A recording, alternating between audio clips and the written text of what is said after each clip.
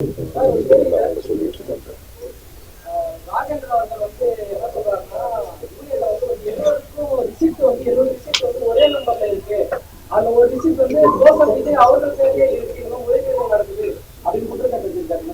Okay, அதுக்கு நான் பதில் சொல்றேன். இப்போ இவர் சொல்றது எலிஜிபிள் ஓட்டர்ஸ் லிஸ்ட் ஒட்டியிருக்காங்க. ஓகே, எலிஜிபிள் ஓட்டர்ஸ் எதுல இருந்து எடுப்பாங்கன்னா, போன வருஷம் மார்ச் வரைக்கும் கட்டினவங்களுடைய இதுதான் இந்த வருஷம் தேர்தலுக்கு எலிஜிபிள் ஓட்டர்ஸ். போன வருஷம் ஒரு வருஷம் ஆகுது. ஒரு வருஷம் அப்போ இதெல்லாம் இவர் பார்க்கல. இவர் என்ன பண்ணிட்டு இருந்தாரு? இப்போ இது இன்னர் சிஸ்டம். நாங்க எங்க இஷ்டப்படி நாங்க பில் போட்டுக்கல, ரெசிப்ட் போடல. ஆடிட்டருடைய அட்வைஸ் படி இன்னொரு நீங்க கேட்டது நல்லதா போச்சு. ஹெரான் முரளி இருக்கார வரலையா? ஓகே, ஹெரான் ராமசாமி நாடக கலைஞர், அவருடைய மகன் ஹெரான் முரளி எங்க கூட தான் ஆல்ரெடி பாடியில இருந்தாரு. இப்பவும் அடுத்த பாடியிலயும் இருக்காரு. அவரு கடந்த 4 வருஷமா அவர் என்ன பண்றாருன்னா, ஒவ்வொரு வருஷமும் சந்தா கூட கட்ட முடியாம இருக்காங்கல்ல, அந்த மாதிரி ஆளுங்களுக்கு நம்ம போடுவோம் 15,000 ரூபாய் டொனேட் பண்ணிட்டு இருக்காரு. இது கமிட்டி மீட்டிங்ல தெரியும். அத்தனை மீட்டிங்ல ராஜேந்திரன் சார் இருந்திருக்காரு. ஆனா இதெல்லாம் ஏன் மறந்துட்டாருன்னு தெரியல. ஜோசப் விஜய்க்கு அவர் கட்டியிருக்காருன்னு என்ன விஷயம்னா, அப்போ அந்த லாஸ்ட் இயர் லிஸ்ட் பாக்குறப்போ அப்போ விஜய் அப்ப இன்னும் கட்டல. அந்த டைம்ல அப்ப இவர் என்ன சொன்னாரு, எனக்கு ஒரு சின்ன ஆசை, நான் வாண்டிங்கா சொல்றேன், எனக்கு விஜய் இது கட்டிடுங்க. ஒருவேளை விஜய் சார் கட்டினார்னா அதை வேற யாருக்காவது யாரு கட்ட முடியல அவங்களுக்கு கட்டிடுங்க, என்னுடைய இது ஆசை, அது போடுங்கன்னு அவரு வெள்ளிங்ல இது பண்ணாரு. இவரு விஜய்க்கு கட்டியிருக்கேன்னு ராஜேந்திரன் சார் சொல்றாரு. இன்னொரு விஷயம் அவருக்கு அப்போ நான் சொல்றேன், 40 வருஷம் கூட எதுவுமே கத்துக்கல, எந்த விஷயமே தெரியாதுன்றதுக்கு இது ஒரு உதாரணம்.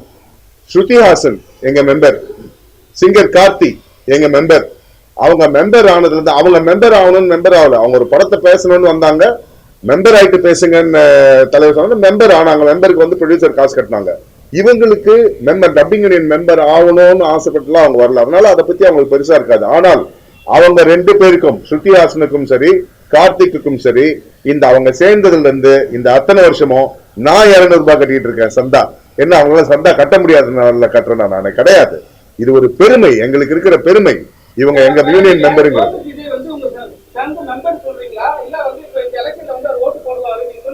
எந்த எலெக்ஷன்லயும் விஜய் சார் ஓட்டு போடுறது கிடையாது.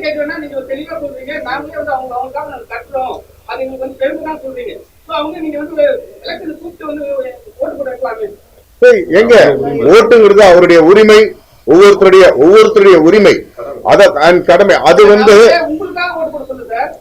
யாருக்காக? சங்கத்துக்காகவும் ஓட்டு போடுங்கன்னு நாங்க சொல்லுவோம். ஓகே, நான் வர வேண்டியது அவங்களுடைய உரிமையும் கடமையும். போய் கையை பிடிச்சி நிறுத்தி வர முடியாதுல்ல, சொல்றதுதான் நம்மளால முடியும். சரி, ஆமாங்க. மறுபடியும் சொல்றேன், ஆடிட்டருடைய அட்வைஸ் படி சில விஷயங்கள் இப்படிதான் பண்ணணும்ட்டு நான் சொல்றேன், நாங்களா போட்டுக்கல, இதெல்லாம் ஆடிட்டருடைய அட்வைஸ். ஏன்னா இங்க இருக்கிற கணக்கு ஒவ்வொரு மாசமும் செயற்குழுல சமர்ப்பிக்கிறோம். ஒவ்வொரு மாசமும் அதெல்லாம் பார்த்துட்டு டீடைல்ஸோட பார்த்துட்டு ஓகே பண்ணி தான் ப்ரொசீட் ஆகுது. ஓகே, இது ஆடிட்டர் தான் அந்த மாதிரி போடுறதுன்னா, இது டொனேஷன்ல இது ஒரே கணக்குல வரணும், இந்த டொனேஷன் அமௌண்ட்ல வரணும். இல்லன்னா டபுள் என்ட்ரி வரும். இப்படி போடுங்கன்னு ஆடிட்டர் அட்வைஸ்ல தான் இது பண்ணுது. உள்ள கேட்டா தெரியுங்க, வெளியில பேசினா எதுவுமே தெரியாது. தெருவுல இறங்கி டப்பிங் யூனியன் பத்தி டீடைல்ஸ் வேணும்னா டப்பிங் யூனியனுக்குள்ள தான் இது கேட்டதான் தெரியும். இப்போ இது கூட போன மாச கமிட்டி மீட்டிங் வரைக்கும் கூட ராஜேந்திரன் அங்கதான் இருந்தாரு. அவருக்கு எல்லா விஷயமும் தெரியும். எல்லாரோட ஒப்புதல்லையும் தான் எல்லாமே நடக்குது. இந்த கேள்வி அவர் அப்ப கேட்டிருக்கலாமே, இப்ப எதுக்கு கேக்குறாரு? ஏன்னா தெரியல. இல்ல,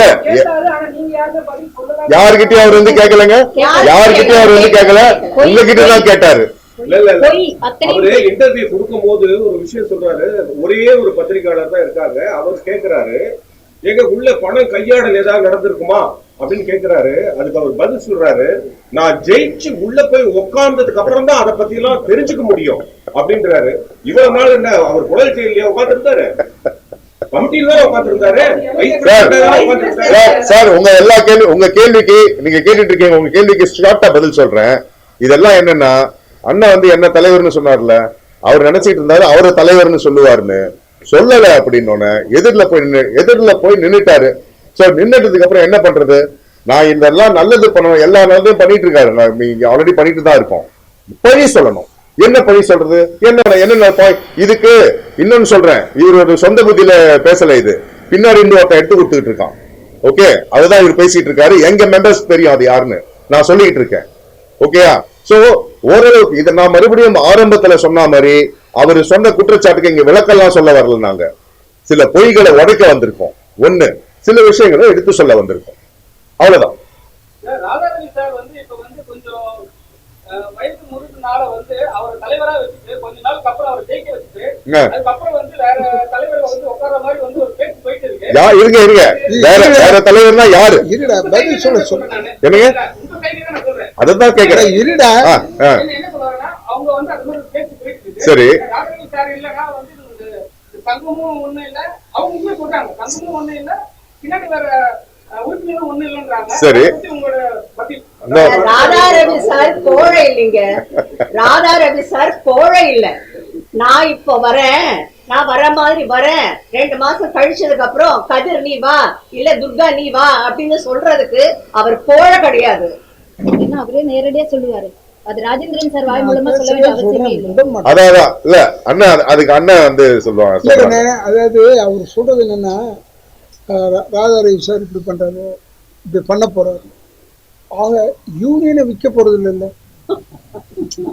நான் எப்படியோ போறேன்பா, நான் இப்ப ஜெயிக்க போறேன், ஜெயிச்சுட்டு நான் வேற தலைவர் கொடுக்குறேன், ஆனா யூனியனை விற்க மாட்டேன்ல. அந்த சட்டப்படி என்னன்னா யூனியன் விற்க முடியாது. இப்ப எனக்கு தெரியாதுன்னு சொல்ல முடியாது. நான் தலைவர் ஆகிட்டேன்னா உபத்தலைவர்களை தான் உள்ள கொண்டாடலாம் நீங்கள் சொல்கிறபடி ஐடியாவில். ஆனால் நீங்கள் சொன்ன ஐடியாவும் நல்லா இருக்கு. நான் ஜெயிச்சுட்டு அப்புறம் அவர் இல்லைன்னு சொல்லி அதில் கதிரை கொண்டாடவே முடியாது. ஏன்னா கதிர் செயலாளராக இருக்கார், அவரை கொண்டாட முடியாது. இன்னொன்று சொல்லிடுறோம், இந்த துர்கம்மா யாருன்னா டைரக்டர் சுந்தரராஜன் சார் இருக்கார்ல, அவங்களுடைய 2வது மனைவி. அவங்க நல்ல வாழ்க்கை எல்லாம் நல்லா இருக்கு. அவங்க முந்தின தடவைலாம் முதல்லாம் எழுதுதான் நின்னாங்க, அப்புறமா நம்ம கிட்டே விட்டாங்க. அதாவது செயல்படணும். அதே மாதிரி கதிர் யாருன்னா டைரக்டர் TN பாலு சார் பையன், அதாவது சட்டமேன் கையில் படம் எடுத்தாங்கல்ல, அவருடைய பையன். இப்போ நான் நினச்சிக்கிட்டேன், அப்போ இனிமேல் வரும்போது அவங்க வீட்டுக்காரு அவங்க அப்பா எல்லாரும் அவங்க ஸ்கூல் அட்மிஷன் மாதிரி ஆயிடுச்சு. அண்ட் ஒன் மோர் திங், இதில் யாருமே சோழையானவர்கள் கிடையாது. அவர் ஆக்கிடுவார், இவர் ஆக்கிடுவார்னா அவருடைய ஐடியாவாக இருக்கலாம். ஆக்க முடியுன்ற சட்டம் இருந்தால் கூட நம்ம இருக்கிற நான் ஏன்னா சொன்ன போன தடவை அதை தூக்கிட்டு சுமக்கிறாரு. போன தடவை சொன்னேன், இல்லைடா நான் விட்டுறேன், இன்னும் நான் ஜெயிச்சுட்டு யாரையாவது கொண்டாந்துடலான்னு நான் சொன்னேன். ஒருவேளை அது என்னுடைய எஃபெக்ட் ஆகுது. அவர் புது ஐடியா எதுவுமே வர்ற அளவுக்கு அவர் இன்னும் தேர்ச்சி பெறல.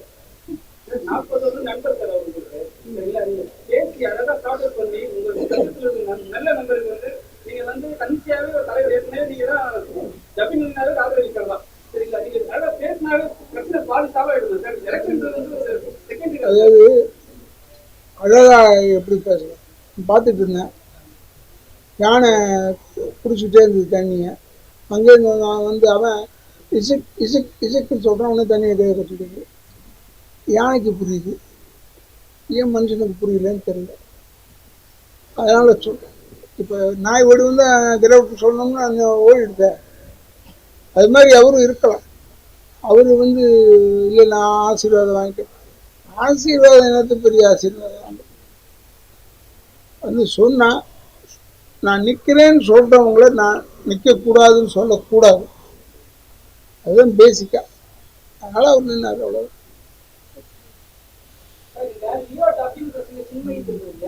அவங்க திருப்பி ஹைதராபாத் போய் 2 படங்கள் கட்டிங் பண்ணிட்டாங்க. இவர் கேள்வி எழுப்புறதுக்கு அப்புறம் தான் கேட்கும் ஒரு பை லோகேஷ் கனகராஜ் 50,000 ரூபாய் ஃபைன் கட்டாரு பேச்ச யாராவது அங்க ஒரு மரியாதை தராங்களான்னு பாருங்க. பேசுறேன். அதாவது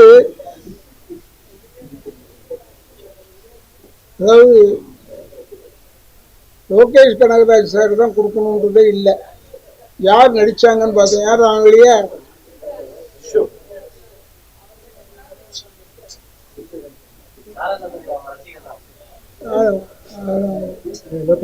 ஏய் லோகேஷ் போய் பாரு.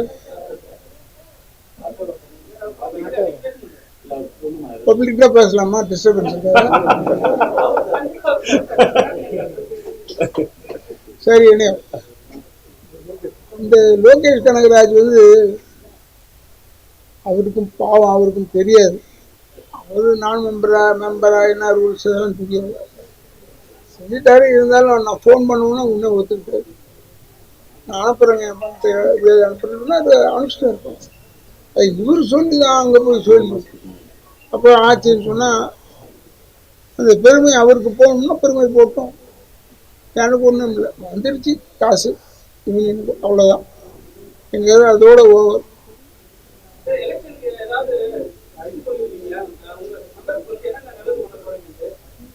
இனிமேல் ஒண்ணுமே இல்லை, எல்லாமே பண்ணிட்டு இருக்கோம். நீங்க தப்பா பேசுறீங்க. வேற ஆளுங்கிட்ட பேசுற மாதிரி ஏன் என்கிட்ட பேசக்கூடாதுன்னா, நான் இதெல்லாம் வச்சிருந்தேன்னா இந்நேரம் சொல்லியிருப்பேன். என் ஆளுங்களுக்கு இவ்வளோ கொடுக்கணும் அவ்வளோ கொடுக்கணும். ஒண்ணுமே கிடையாது.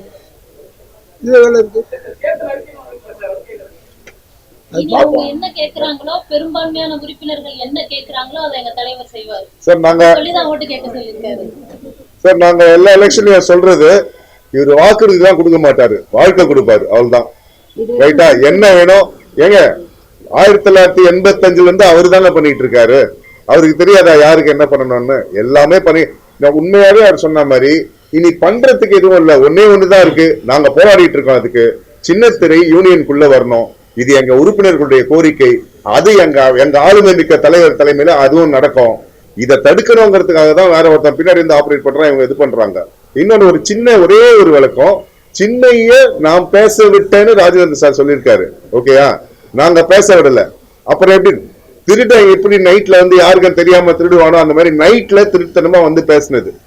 இத சின்னையே ட்விட்டர்ல போட்டதுக்கு தான் எங்களுக்கு தெரிஞ்சது. ஆக்ஷன் எடுத்தோம். அண்ணன் பேசினாரு, லோகேஷ் கிட்ட அண்ணன் பேசினாரு, தலைவர் பேசினதுக்கு அப்புறம் தான் இது நடந்துச்சு. உடனே அந்த பெருமையை நான் இவர் மீடியால பேசுறத வந்து லோகேஷ் பார்த்து அப்புறம் லோகேஷ் வந்து இது பண்ணாராம். ஏன் லோகேஷ்க்கு வேற வேலை இல்ல? அவருக்கு லோகேஷ் கனகராஜுக்கு வேற வேலை இல்லையா? யார் அவரை பத்தி பேச நான் பாத்துட்டு இருக்கிறது எல்லாம் சும்மா. அதான் சொல்றேன், பொய் பேசணும். இதுல ஹைலைட் என்னன்னா, 2 மாசத்துக்கு முன்னாடி நடந்த விஷயம். அதாவது லோகேஷ் கிட்ட அண்ணன் பேசி லோகேஷ் ஒரு அமௌண்ட் வந்து எங்க யூனியனுக்கு அனுப்பிச்சது.